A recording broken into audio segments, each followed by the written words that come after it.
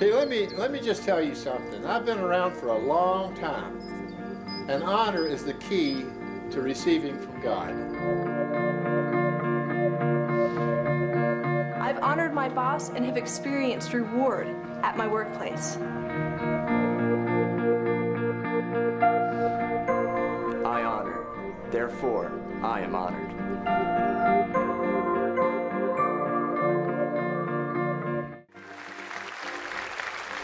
Uau! Vocês devem ser o grupo mais barulhento para quem eu já preguei, sabem? Vocês são demais. Bem, aqui estamos em Colorado Springs, nos preparando para a sessão número 7, honrando os líderes da igreja. Estão prontos? Vamos sentar e entrar na palavra. Amém. Deixa eu dizer isso. Eu só quero alertar vocês, essa será uma sessão muito profunda.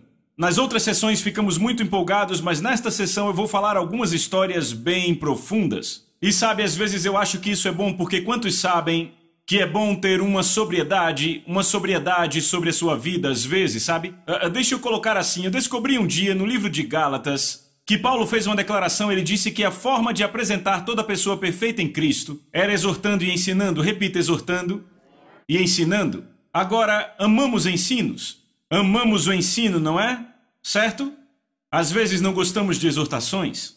Quando garoto, o ensino do meu pai não me incomodava. Mas eu lembro que quando a bola corria para o meio da rua e eu ia pegar, o meu pai fazia: "Filho, pare!" E eu ficava, sabe, quase chorando. Mas o seu alerta salvou minha vida. Ok? Então, às vezes temos que ouvir coisas bem sóbrias que vão nos alertar para que não entremos no caminho da destruição. Certo? E a Bíblia é muito clara sobre isso o tempo todo. Então, ouviremos coisas hoje que nos farão refletir, certo? Certo, abram suas Bíblias em Hebreus capítulo 13 e você pode colocar o marcador em Salmos 92. Agora, temos que nos lembrar que o reino de Deus é o quê? É um reino. É só isso, um reino. O que isso quer dizer? A hierarquia, a ordem e a autoridade, correto? Então, dentro da igreja haverá um ponto de autoridade e uma ordem de hierarquia. E esse é um bom lugar para dizer amém. Ao honrar um líder da igreja, estamos honrando a Jesus. Isso é claramente o que Mateus capítulo 10 diz. Aquele que recebe o profeta no caráter de profeta, ou aquele que recebe o apóstolo, ou que recebe o pastor, o que recebe o evangelista, o que recebe o mestre no caráter de mestre, receberá a recompensa do mestre. Então, ao honrar o líder da igreja, acabamos honrando a Jesus. E ao honrarmos Jesus, estamos honrando Deus o Pai. Deus então diz: aqueles que me honram, eu honrarei, e aqueles que me desprezam serão pouco estimados. Isso é 1 Samuel 2,30. Este é o princípio da honra no qual baseamos todo este currículo. Nossa atitude para com Deus é refletida pelo nosso comportamento para com os líderes da igreja. Você não pode dizer que teme a Deus se você não tem respeito pela autoridade da igreja. Eu nunca esqueço, eu estava pregando na parte sul dos Estados Unidos, estava no encontro, preguei sobre ofensa, ser livre da ofensa, e eu lembro de fazer um chamado. Eu disse: todos aqueles que estão ofendidos, por favor, levantem-se. Tipo, 70% do lugar se levantou, foi um chamado massivo. E eu lembro de olhar para todas aquelas pessoas, e havia um jovem em particular que me chamou a atenção. Ele parecia muito duro, mas eu pude ver no meio da dureza que Deus realmente estava fazendo algo nele. E eu lembro que eu disse: jovem, você pode subir na plataforma. E enquanto ele subia, eu fui ministrar a ele, mas pude ver com a minha visão periférica que outra pessoa veio à plataforma logo depois que ele veio. Então eu me virei e lá vinha aquele cara com um rabo de cavalo. E ele tinha o corpo cheio de tatuagens, usava uma roupa de couro sem mais nada por baixo. Ele usava jeans, ele tinha uma barba e ele usava brincos. E sabe, ele tinha uma aparência bem diferente. E eu me lembro de pensar: mas por que ele subiu aqui? E logo eu olhei para aquele outro jovem e ele ficou tenso, rígido. E de repente eu percebi que aquele homem estava atrapalhando o jovem de receber de Deus. Então eu me virei para o homem e disse: você poderia descer, por favor, e esperar com os outros ali? E ele: não! Eu fiquei chocado. Eu pensei: Senhor... Eu me recuperei e disse: por favor, eu preciso ministrar esse jovem, desça. e fique lá com o resto das pessoas. Ele, não! E ele olhava para mim tipo, quer brigar? E eu fiquei ali pensando, por que os diáconos não fazem nada? Então, quando eu percebi que não ia ter ajuda dos diáconos, comecei a perguntar ao Espírito Santo, e aí, o que eu faço? E então, de repente, uma informação veio até mim como uma palavra de conhecimento, e eu sabia que aquele homem era o pai daquele garoto. Então eu olhei para ele e disse, este é o seu filho, não é? E ele, sim, é. Eu disse, se você quer que seu filho seja ministrado por Deus, você vai precisar descer dessa plataforma. E quando eu disse isso, ele imediatamente desceu, mas ainda olhava para mim e mostrava os dentes assim. Quando o homem desceu e o garoto viu a forma como eu o protegi, o garoto se abriu de novo, eu ministrei a ele e ele chorava como um bebê. E eu lembro que o resto do culto foi muito poderoso. Bem, depois do culto, eu procurei aquele homem, fui até ele e disse, eu quero falar com você. Então o homem, eu e o pastor fomos ao gabinete do pastor e eu lembro que aquele homem sentado ali, ele estava claramente irado comigo. E eu pensei, eu não vou recuar com esse cara. Eu disse, veja, porque deixa eu dizer o que ele me disse quando disse, não, eu não vou descer. Estávamos na plataforma e 2 vezes na plataforma ele olhou e disse, não, eu temo a Deus, não temo homens. 2 vezes ele me disse isso. Então no gabinete do pastor eu olhei para aquele homem e disse, Senhor, você disse que temia a Deus e não temia a homem, mas eu te digo, você teme a um Deus diferente daquele que está sentado no trono no céu. Eu disse, porque Deus que está sentado no trono no céu disse, se vocês me temem e me honram, então honrarão meus servos. E eu disse a ele, você claramente me desrespeitou e desconsiderou o que eu te disse hoje. Então não me diga que você teme a Deus, porque não dá para temer a Deus e não temer os representantes dele. Rapaz, ele ficou irado, ele mudava de cor. Mas eu não recuei, eu achava que em algum ponto ele ia pular e me atacar, estou falando sério. Bem, acontece que aquele cara era membro de uma gangue de motociclistas na parte sul dos Estados Unidos. E ele era bem conhecido na cidade, muitas pessoas conheciam aquela gangue e a temiam. E eu não recuei. E finalmente, sabe, eu continuei mergulhando, o Senhor ia me dando as coisas e eu ia mergulhando. E o que acontece é que o pai daquele homem realmente tinha machucado ele.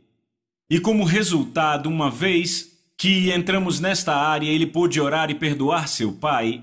O homem começou a se quebrar e chorar, e sabe o que é estranho? É que aquele homem acabou me amando e dizendo, rapaz, eu te amo, muito obrigado.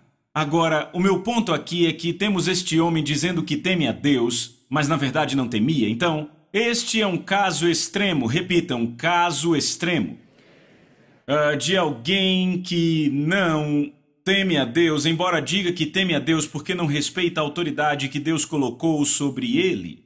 Este exemplo que eu dei é um caso extremo. No entanto, a raiz dessa atitude é mais predominante entre os crentes do que pensamos.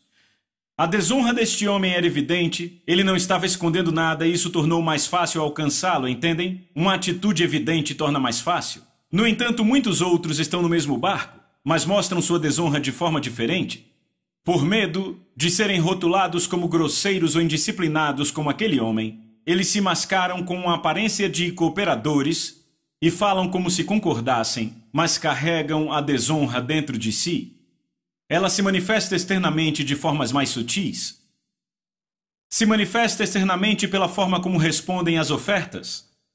Talvez a uma mudança de direção ou às várias solicitações feitas pela liderança. Deixa eu dar um exemplo. Digamos que um líder se levanta e diz, porque já fazem 20 anos que vou a igrejas, já fui a mais de 1000. Digamos que o pastor se levanta e diz, sabem, teremos um culto especial de adoração sexta-noite. Bem, isso não acontece nessa igreja, mas em muitas igrejas. Sabe o que acontece quando tem algo assim? Talvez só 5% da igreja, 10% vai para este culto. Porque é interessante que algumas igrejas têm milhares de membros, fazem de 2 a 4 cultos por domingo e praticamente lotam em todos eles, mas nesse culto de adoração só virão algumas centenas. E quanto ao resto deles? Como não estão lá? Digamos que o pastor diga, teremos um culto especial de oração toda segunda noite de outubro. Talvez ele só veja 5% da igreja vindo. Agora, por que isso acontece? Porque não há consideração pela autoridade do pastor, não há honra pela palavra do pastor. E você pode dizer, John, você está exagerando um pouco. Eu acho que não. Porque deixa eu dar outro exemplo. Suponha que o pastor se levante e fale nessa congregação e ele tem 4.000 membros nela. e todo domingo de manhã tem 2 cultos, com 2.000 em cada culto, e ele olha para a igreja e diz, sabe, nas próximas 4 segundas, em outubro, teremos um culto de oração especial pela cidade, e sabe o que eu vou fazer no final do 4º encontro de oração do mês de outubro? Para todos os que vierem às 4 noites e não perderem, eu vou dar um cheque de $500 mil. Como vocês acham que será a reunião de oração? Não haveria lugar e as pessoas convidariam seus amigos. Estão comigo? Agora, sabe o que é interessante? Jesus diz que há 2 senhores, em Mateus capítulo 6, Deus e Mamon, Deus e o dinheiro. Agora, Deus diz na sua palavra em Hebreus capítulo 13, vocês acharam? Veja Hebreus 13, ele diz, obedeçam a seus guias e se submetam a eles, pois velam pela sua alma. Correto? Agora, isso fala dos nossos líderes espirituais. Deus disse para obedecê-los. Há outra passagem em Hebreus, e você não precisa abrir lá. Deus faz outra declaração para que não nos esqueçamos de congregar. Então aqui está o pastor, olha para a congregação e diz, eu realmente acho que devemos fazer 4 encontros de oração em outubro. E 5% da igreja aparece. E Deus diz para ouvir seu pastor. Mas então o pastor oferece $500 mil para todos aqueles que vierem e adivinha o que acontece? Quantos vão aparecer, o lugar ficará lotado. Estão comigo? Agora a pergunta a se responder é quem é o Senhor? Deus ou dinheiro? As pessoas farão pelo dinheiro. Agora pense, você paga sua casa, paga seu carro e ainda sobra um pouco. As pessoas virão pelo dinheiro, mas não virão porque o homem de Deus disse que teríamos um encontro de oração. Algo não está certo. E sabe, eu digo isso porque eu vou a países onde pastores dizem coisas assim e toda a igreja vem. Em países onde as igrejas são perseguidas. Eu lembro de ir à Indonésia e era um culto de 7 horas, outro de 10 e outro de 1 hora, 7 da noite, 10 da noite e 1 da manhã. Na 4ª noite, no meio da semana. E eram 4.000 em cada culto. Eu pensei, uau, isso é impressionante. 12.000 pessoas num culto no meio da semana. O último começava às 1 da manhã e terminava às 4. E por que nossos cultos de meio de semana não estão lotados na América? Se o pastor escolher tê-los. Por que é assim? É porque não honramos nem valorizamos as palavras dos nossos líderes na igreja. Vocês estão comigo? Eu vou fazer perguntas difíceis. Você chega no culto na hora? A maioria de vocês aqui provavelmente sim, mas eu pergunto às pessoas que nos assistem, vocês chegam no culto na hora? Eu espero que vocês também digam sim. Você se percebe lutando consigo mesmo quando seu pastor lhe pede uma oferta especial? Você frequentemente ignora o chamado do seu líder para ajudar em departamentos como berçário, diaconia, estacionamento, evangelismo ou outro ministério de socorros? Apenas imagine você chegando no seu trabalho 15 minutos atrasado todo dia. Não se chega à igreja atrasado, nem se atrasa para o emprego, entendem? Agora se pergunte, se fizessem uma promessa de lhe pagar $500 mil por cada coisa dessa, você faria? Você tem que ser honesto consigo mesmo para que seja alcançado. Se você... O que é isso? Valorizamos o dinheiro porque o dinheiro representa o quê? Trabalho. Demos o nosso tempo e o tempo é valioso. Então valorizamos o dinheiro, mas valorizamos as palavras do pastor e as palavras dos líderes da igreja. Estão comigo?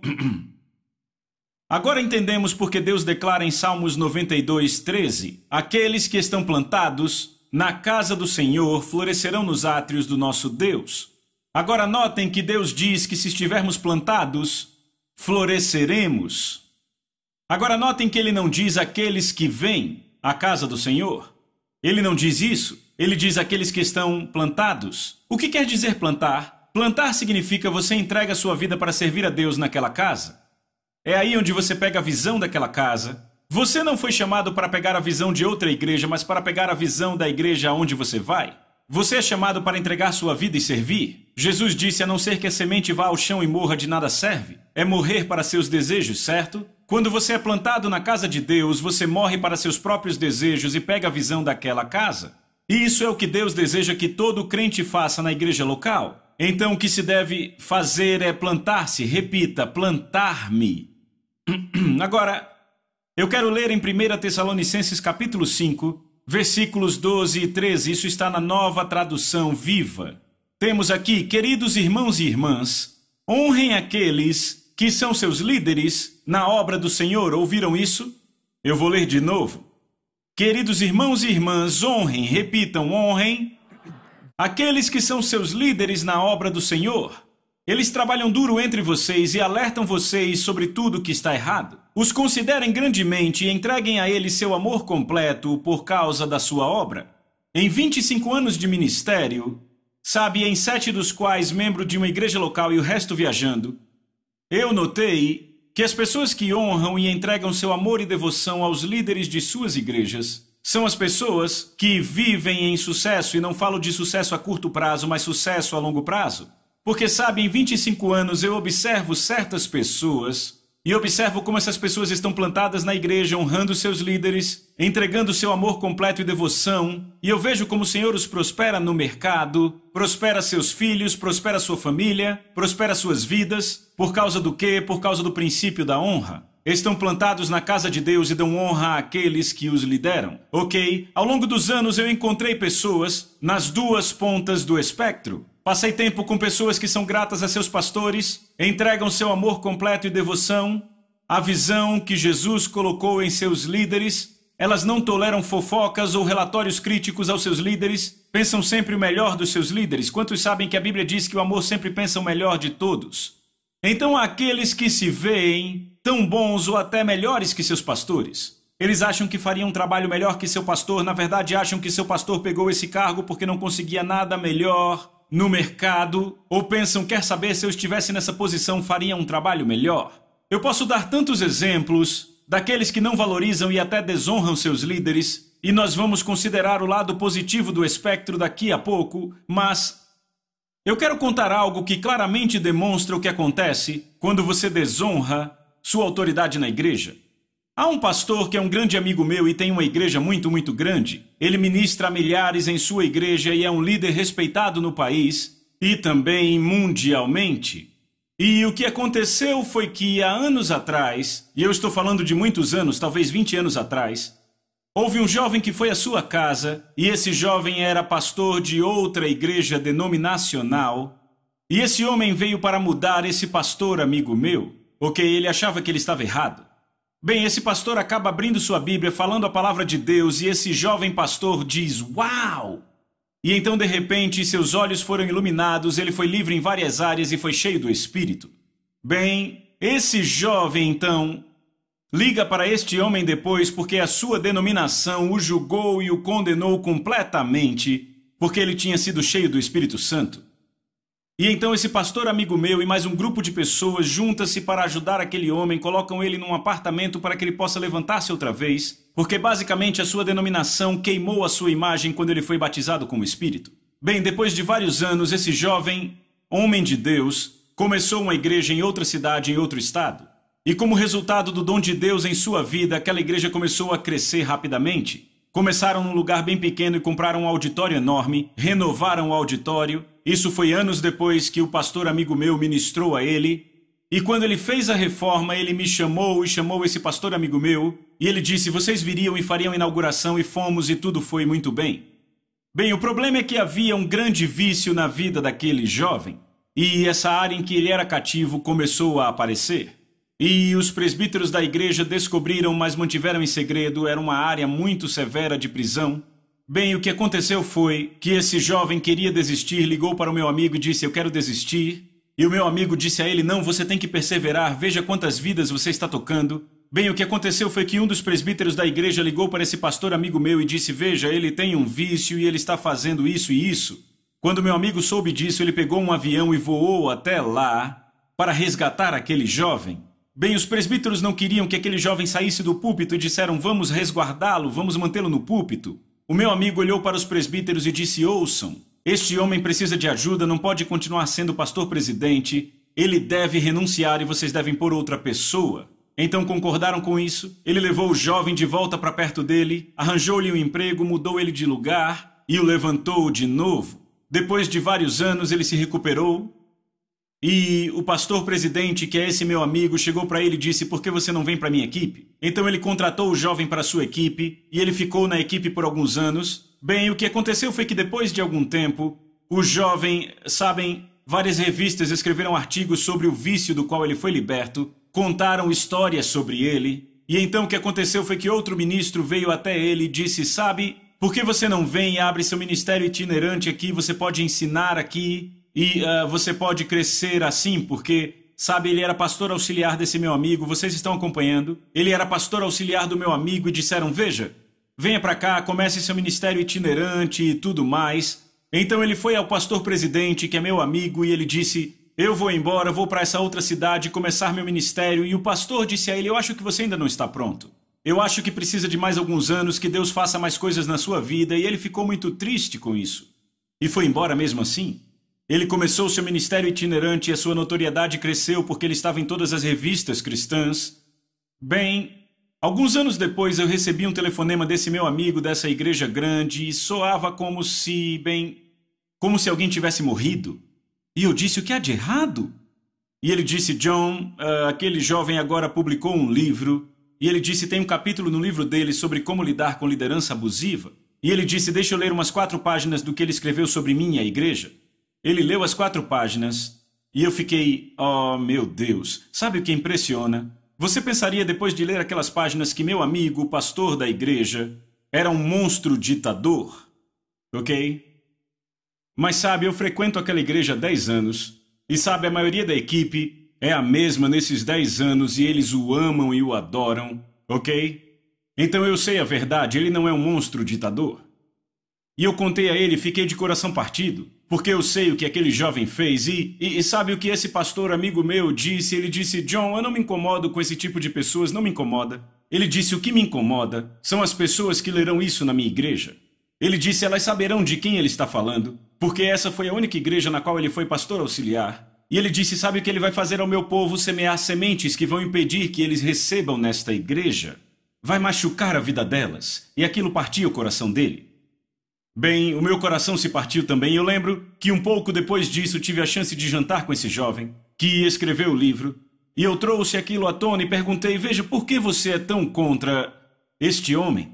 E ele começou: porque ele é controlador, ele faz isso, ele faz aquilo. E eu disse: não, mas espere aí. Eu disse: você não percebe que basicamente ele salvou sua vida 2 vezes? Com aquela denominação e depois com o vício? Eu disse: nem me importa se você estava sendo um pouco controlado. Por que você destila esse veneno sobre ele? Eu disse: até Davi honrou Saul mesmo depois de Deus havê-lo julgado. Eu disse: por que você faz isso? Bem, eu fiquei um pouco preocupado e pensei: rapaz, ele está semeando sementes, eu não quero vê-lo colhê-las. E o que aconteceu foi, um pouco depois, ele assumiu uma igreja em outro estado, e aquela igreja começou a crescer de novo, ele tinha um grande dom sobre sua vida. Aquela igreja cresceu e o mesmo vício começou a se manifestar de novo. Aquilo devastou toda a igreja e a comunidade. E agora aquele jovem não é mais ministro e continuamos desejando que um dia ele se restaure. Mas sabem, por que eu contei essa história? Eu acredito que nós nos abrimos para um certo ataque se não honramos os líderes na igreja. Se olharmos Davi, ele tinha muito cuidado em honrar Saul, mesmo depois que Saul foi tão bem desonroso no seu comportamento com o reino. Davi ainda o honrava, mandou que todos os homens de Judá cantassem uma canção para ele depois de Deus julgá-lo. É muito importante manter a honra em nossos corações para com as pessoas que estão sobre nós em autoridade. Você pode dizer amém? Eu disse que seria um pouco pesado e está sendo, mas espero que você receba, certo? Eu vou dar outro exemplo, o homem que me levantou para o ministério. Basicamente tinha uma igreja de 8.000 membros, e ele perdeu a igreja inteira porque casou com uma mulher mais jovem. Ele foi adiante da congregação um dia e disse: vejam, eu vou deixar a minha esposa, decidi não mais viver com ela, eles tinham 4 filhos, e se não gostam disso, a porta está ali. Alguns meses depois casou com uma mulher mais jovem. E eu lembro que a igreja dele foi de 8.000 para 1.500 pessoas no período de 1 ano e caiu para 400 pessoas.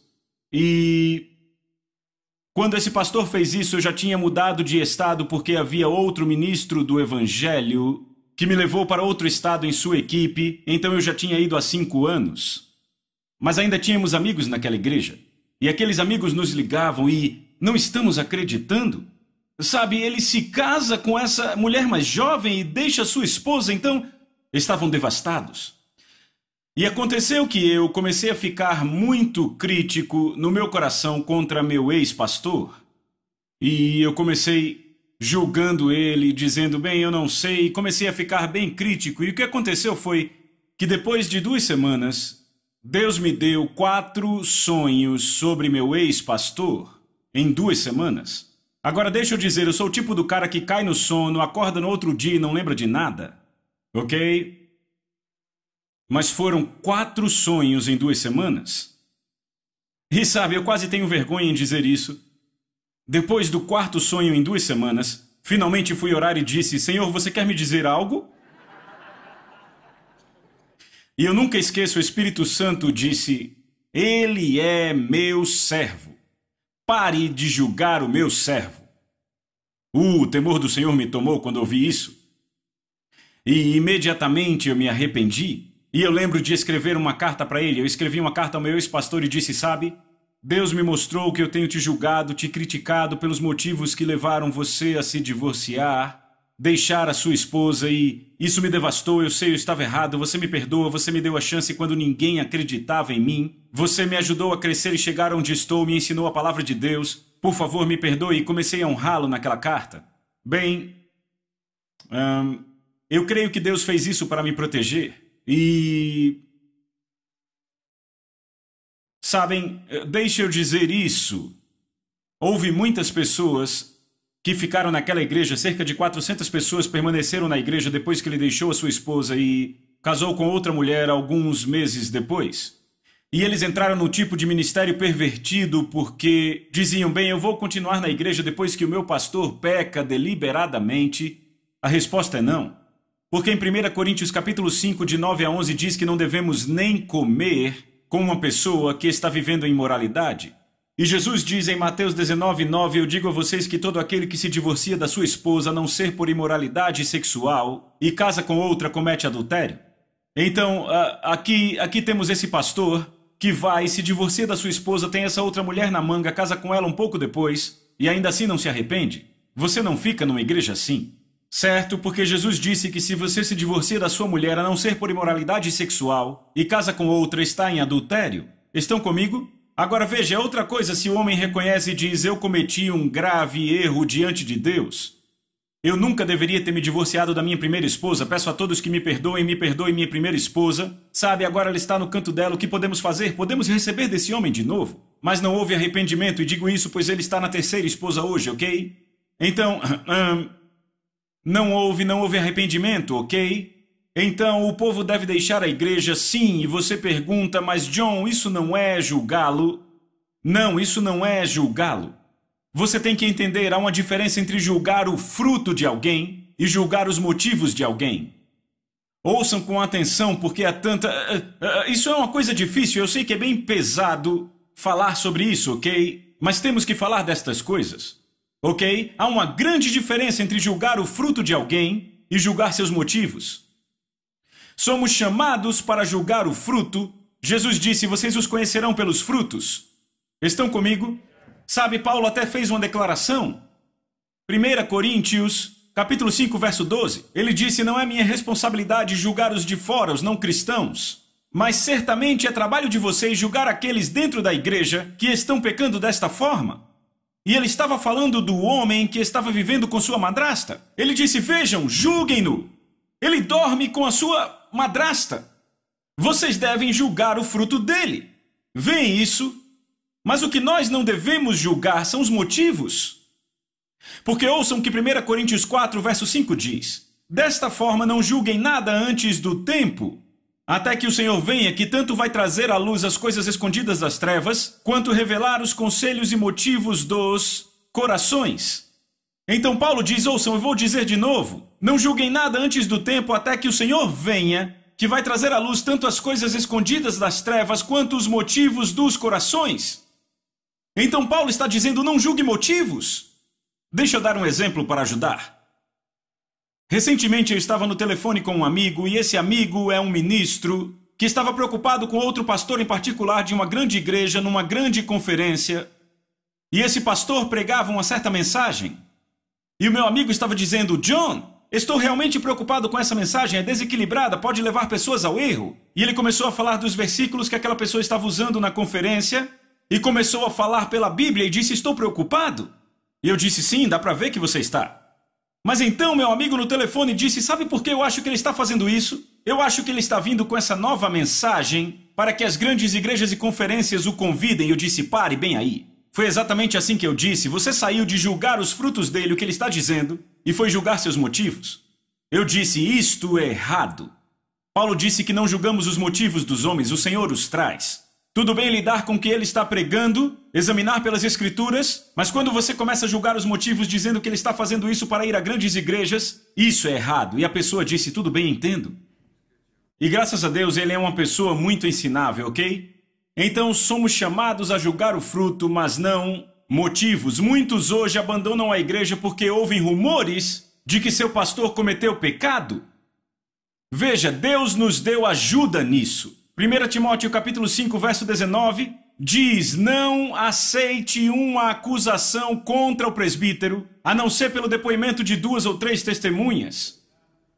Ouçam isso, não recebam acusação contra o líder da igreja, a não ser por 2 ou 3 testemunhas. O que significa testemunha? É alguém que tem evidência concreta e pode apresentar diante da corte. Não são 2 pessoas que conspiram um rumor, ou 2 pessoas que dizem que talvez viram alguma coisa. São 2 pessoas separadas que têm provas que se combinam. Do contrário, não receba acusação contra líder. Sabe por que Deus pôs isso na Bíblia? Para te proteger.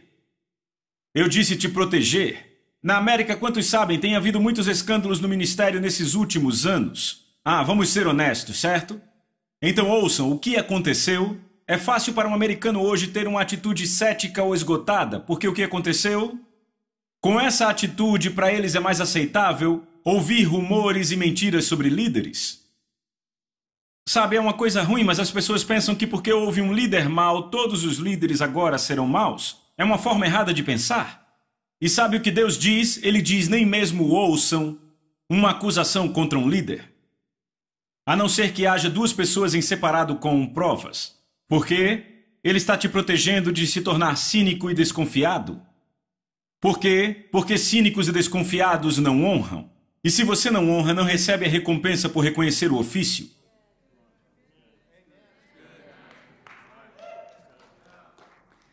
É um bom lugar para aplaudir. O meu coração se parte quando eu vejo pessoas petrificadas, cínicas. Sabe, eu sou cristão, mas sou um pouco cético com os líderes.